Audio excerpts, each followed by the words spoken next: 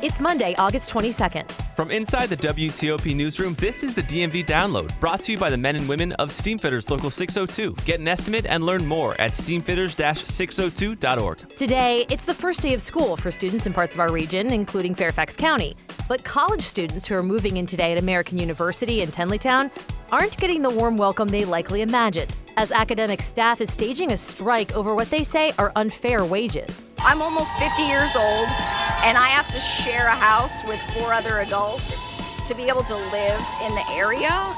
And we talk with WTOP's Lukert about what the strike is all about and how it could affect the university with one of the highest tuitions in our region. I don't think it's going to impede necessarily the fact that kids are going to go to class. That's still going to happen, but the services around those classes are definitely going to be lacking.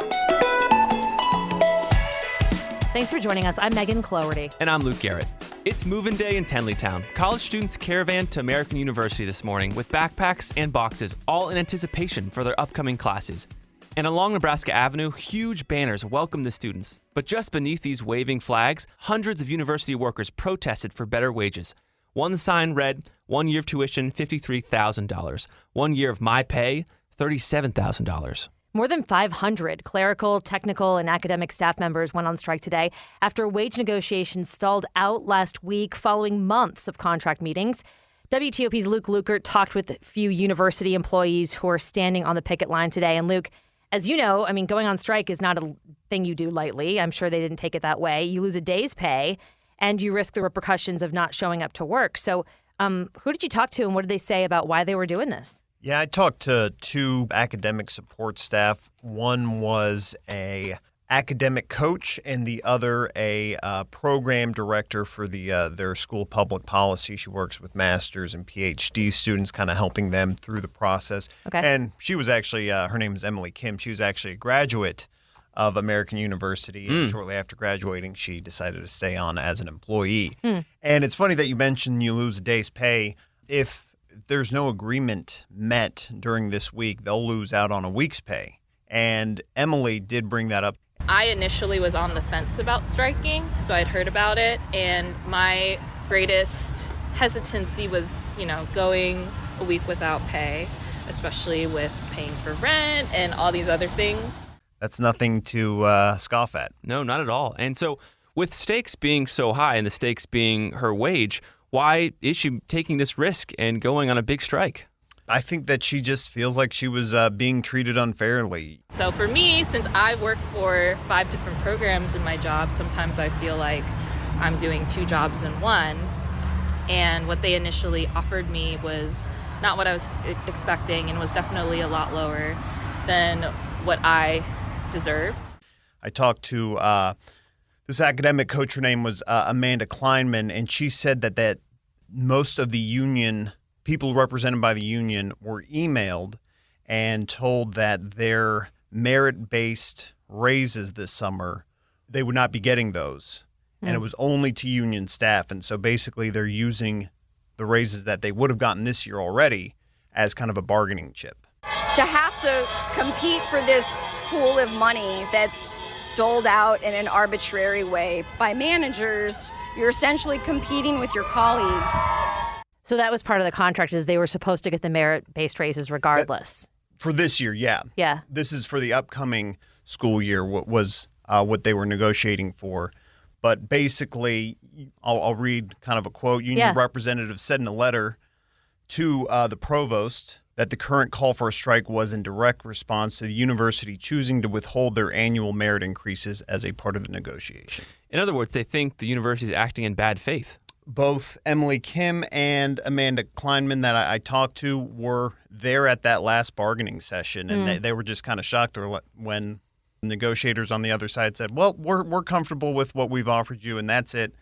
We're all going to be busy next week with people moving in. We're done. That's our final offer. Yeah, the SEIU and American have been going back and forth here since May and getting into the numbers. I mean, this is over 30 meetings. They can't agree. What the union's asking for and what the university offered, as you just mentioned. So the offer is a 4% salary increase consisting of a 2.5% across-the-board increase for all members and a 1.5% performance pay pool this year. But Luke, the wage increase alone is not meeting that? The university says that this wage increase averages to 4.6 in the first year. And compared to the union's 5% demand, it's just 0.4% under. So the university is saying, hey, look, we're 0.4% away. That includes what they're saying is when they contribute to their medical health insurance, it ends up being 4.6. Now, the thing that really stuck out to me about that 4.6% number versus that 5% number is guaranteed money. That 4.6 is not guaranteed. It is variable. And something that I kind of learned that you're not seeing a lot if you're just reading these press releases or these notifications of how talks are going is just how these merit-based raises are kind of evaluated. And so it's based off of performance evaluation, and we all like to think okay, well, I do a great job at work. But as a lot of them said, because so many people aren't getting paid very well, they're just so short-staffed. And turnover is just so high. And so a lot of these people, they're claiming that they have to do basically two jobs because there's not somebody else to be there. And so how can they exceed the expectations if they have to spread themselves out so thin? And the system is based on the idea that those that get more of an increase exceed their professional goals for the year. But our turnover is so high that it makes it really challenging to even meet your basic goals and to exceed them when sometimes you're doing the job of 2 or 3 people is an exercise in futility. Did they say how long they're prepared to do this? You mentioned Emily was saying a week is she was really considering, but how that would affect her wallet. But the staff union voted earlier this month to authorize the strike for up to 5 days, right? Yeah. Could it go longer? As far as I know, they will be ending the strike after 5 days. I heard nothing saying that it would continue past that. Okay. And it could end earlier. They said, if they're come back to the table and offer what the union and what these employees want. Amanda Kleinman told me she would be back at her desk tomorrow morning if they came back today and said, yeah, we'll negotiate in good faith with you guys and give you what they think is a fair raise. Yeah. Mm-hmm. And the big looming question here is whether these 500 workers at American, whether that will kind of shut down or impede the school from welcoming back all of its students. I mean, are classes going to actually run with this strike going on? The 2 people that I spoke with said that student services were going to suffer.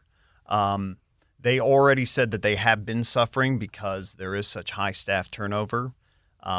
And they alluded that a lot of the reason there is such high staff turnover is because of pay. Mm-hmm. And one thing that stuck out to me is they say many of these students who get academic advisors, if you've been in college, you usually have one academic advisor as you go throughout your whole university career who kind of keeps an eye on what classes you're going to take, all that kind of stuff. Some of these students have academic advisors, a different one every year, sometimes a different one every semester, just because the turnover is just so high. So, I don't think it's going to impede necessarily the fact that kids are going to go to class.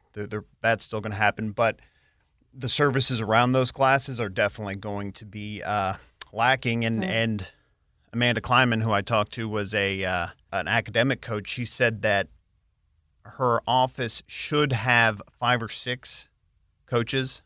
Right now, there's only 2. My boss is on maternity leave, so I'm starting as the only academic coach. We had a vacancy, which we did not fill, and both of my colleagues found other jobs in the last month. So it makes it really challenging to offer top-notch student services when you're so severely short-staffed. Wow. I mean, and we should say, too, the freshmen, or the early arrivals are moving in today, and then it's sort of structured throughout the week. So then the sophomores show up, then the juniors show up. So this whole week is really moving. It's not like there are classes going on this week, and intentionally. Law school is in class. I was going to say, law school's in class. Are they outside the law school building as well? Yep. That's exactly where they're picketing. They are en masse. Walking around the law school building. That's where they were today. I'm not sure if they're going to stay there for the remainder of the week. Right. That's where they've been all day. And I saw law students come out of class, and law students dress better than most most college students, and they were looking at the protests, yeah. There's a GoFundMe for this fundraiser. I guess to support employees. It doesn't really say specifically what the fundraiser is for on the website, but the GoFundMe has already topped 21,000 as we're recording this, 21,593.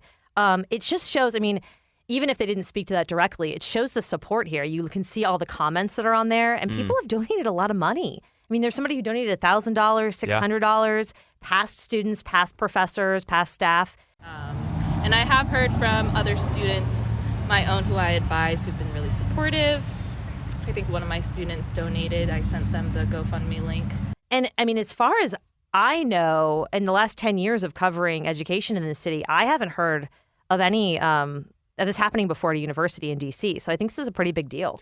And kind of bring it back to that one sign I kind of mentioned at the top. Tuition is a lot of money at American University. It's definitely upwards of $50,000 a year. So it does bring up that question: where is that money going, if not to the staff? We're expecting to hear back from the university at some point today. But yeah, I think it's a lot what parents are thinking too. Can you imagine showing up, moving your kid in, you're paying all this money, and the staff is outside saying we're not getting paid optics enough? Not great. No, it's not good optics. One of their demands, and living in D.C. and this university is located in a pretty nice part of D.C. where the surrounding area is pretty expensive to live in. Yeah. Some of these staff, one of their demands is just the fact that they want all of the staff to be paid above $40,000, which is not that much. I'm almost 50 years old, and I have to share a house with 4 other adults to be able to live in the area, and our landlord keeps our rent very below market value. One of my colleagues who just resigned, she was commuting 90 minutes from Ellicott City so she could afford her own apartment, and she resigned. Now, the school in their release did say that they lost $100 million during the pandemic in revenue. So there's a lot of numbers going on here, but I guess we'll just have to keep an eye on it as this strike goes on. Absolutely. And just to be fair, this according to the provost, is their recommendation is the biggest pay raise for these staff members in over a decade. So they think they're coming to the table. They think they are coming to the table, and they very well might be. As you said, revenue is down, and so you can't pay. Basic business is you can't pay people unless you have the revenue to pay them. Luke Lukert following the story for us. We appreciate your time.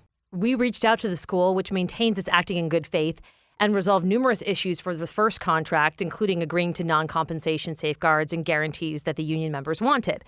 It also noted that the 4% salary increase that the university proposed was also offered to be retroactive across the board to July 1st. They sent a statement that says in part, quote, "Despite this progress, the union rejected our best and final offer and intends to strike during this important week for our students and families." It went on to say, quote, "While it's unfortunate that the union chose to strike, American University is supporting our students as they return to campus." And after the break, as you've heard, Megan and I are both in the studio again after 2 weeks of dueling vacations. We catch up. Backed by the experience of its hardworking members, Steamfitters Local 602 is ready to take on your next commercial, heating, cooling, HVAC, or refrigeration project.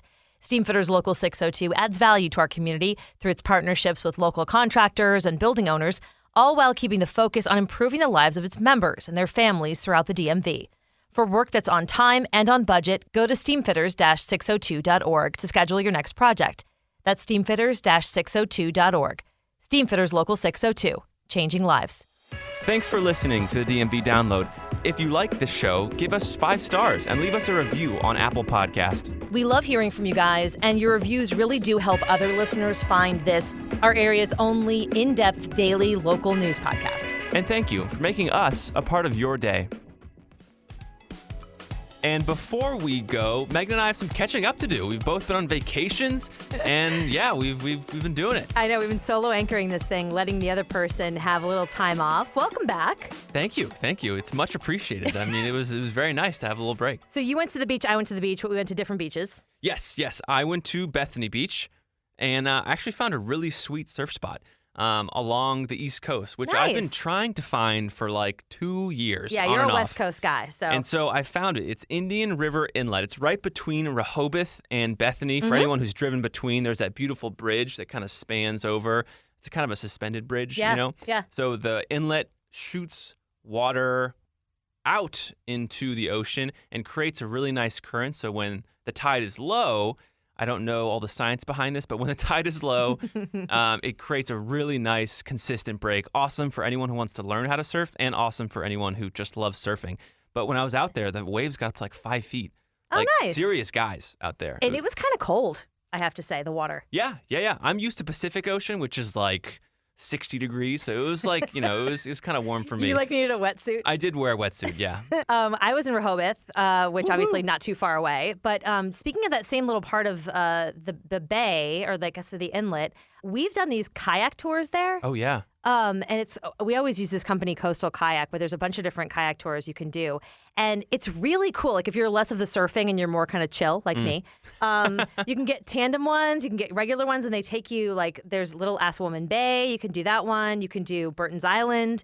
And I went with my mom one time, and it's just very serene and chill. And they point out there's an osprey nest, and you can see a little bit of baby chicklets. And the bay's huge. I mean, there's a lot to paddle around. Oh, yeah. And it's just a totally different beach experience for people who are kind of okay, I'm looking for something a little different than just heading to the beach and sitting on the sand. So all in all, big bodies of water, calming. That stuff is good. That stuff is good for you. Yeah. Well, I'm glad we both got our energy back from being around the water. We hope you guys had a good vacation if you got one this summer. Thanks for listening. That'll do it for us today on the DMV Download. We are sponsored by Steamfitters Local 602.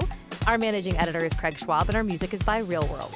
Give us a review and rate our show if you get the chance. And while you're at it, subscribe so you never miss a show. And you can follow us on social media where we're posting content literally every day. Check it out. You can find out more about this podcast and become one of our VIP listeners at dmvdownload.com. The DMV Download is a product of WTOP News. Listen on 103.5 FM in D.C., 107.7 FM in Virginia, 103.9 FM in Frederick, online at WTOP.com and on the WTOP News app. Have a good night.